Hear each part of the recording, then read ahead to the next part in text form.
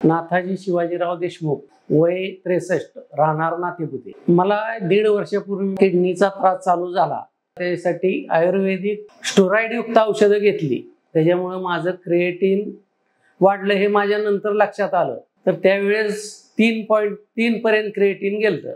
नंतर मी पुण्याला जाऊन ॲलोपॅथिकची औषधं डॉक्टरांनी चालू केली। डॉक्टरांनी मला एक प्रकारची भीती घातली की तुमचं क्रिएटिन सहजासहजी कमी होणार नाही, तर तुम्हाला कंटिन्यू औषधं चालू ठेवावी लागतील आणि तुम्हाला डायलिसिसवर जाण्याची सुद्धा तुम्हाला शक्यता आहे, असं त्यांनी मला सांगितलं होतं। ठराविक काळ त्यांची औषधं घेतल्यानंतर मी आयुर्वेदिक औषधाकडे वळलो।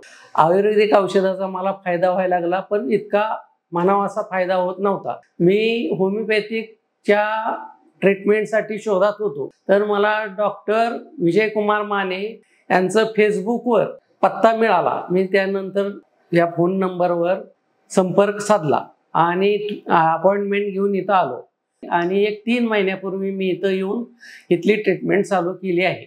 मला इथं आल्यानंतर इथली ट्रीटमेंट चालू केल्यानंतर 21 दिवसात माझं क्रिएटिन 3चं 2.2 वर आलं। माझे पाय सुजत होते ते एकदम कमी झाले, सगळं नॉर्मल पोझिशनला आलं आणि बाकीच्या इतरही गोष्टीचा त्रास माझा बराचसा कमी झाला।